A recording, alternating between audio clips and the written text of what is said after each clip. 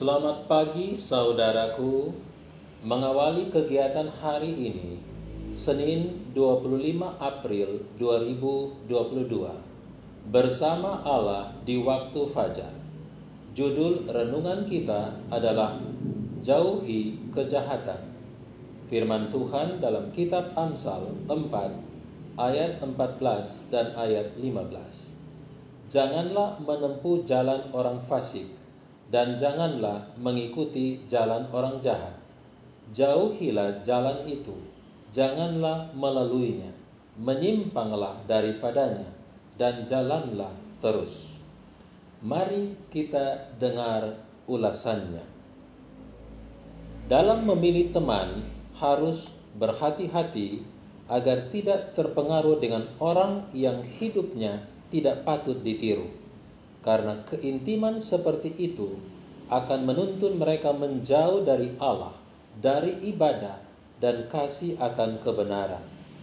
Sangatlah berbahaya bagimu untuk dekat dengan sahabat yang tidak memiliki pengalaman keagamaan.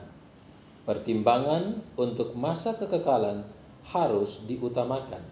Tidak ada yang lebih berharga kepada pikiran dan juga sangat kuat menghapus kesan yang serius serta pengaruh Roh Kudus selain persahabatan dengan mereka yang hidup tidak bijaksana dan sembrono, yang percakapannya bersifat duniawi dan sia-sia. Semakin menarik orang-orang ini dalam hal lain, semakin berbahaya pengaruh mereka sebagai teman, karena mereka melakukan kehidupan yang tidak beragama dengan begitu banyak atraksi yang menyenangkan.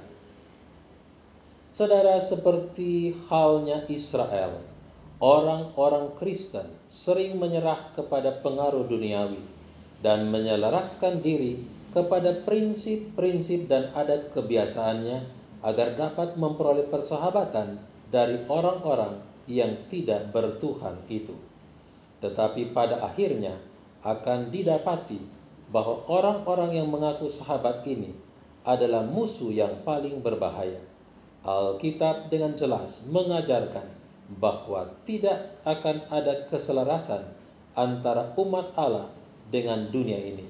Setan bekerja melalui orang-orang yang tidak bertuhan di bawah jubah persahabatan yang pura-pura untuk memperdayakan umat Allah ke dalam dosa, agar ia dapat memisahkan mereka dari Dia, dan apabila pertahanan mereka sudah diangkat, barulah ia akan menuntun alat-alatnya supaya berpaling melawan mereka dan berusaha menghancurkan mereka. Inti perenungan: bertemanlah dengan semua orang, tetapi bersahabatlah dengan mereka yang memiliki budaya hidup sorga, sebab jika tidak, keintiman akan membuat iman kita menjadi hambar dan tenggelam cahaya Injil. Karena perlu disadari bahwa di tengah-tengah atmosfer dosa, hati ini cenderung kepada keduniawian, sehingga lebih besar kemungkinan untuk menjadi seperti dunia. Ingat, anak-anak dunia lebih cerdik daripada anak-anak Tuhan. Hanya mereka yang berserah kepada Allah yang patut menjadi sahabat dekat kita, karena sudah pasti iman pada kekristenan terpelihara. Mari kita berdoa. Bapa, kami sadar sungguh bahwa persahabatan dengan dunia sangat bertentangan dengan budaya hidup sorga.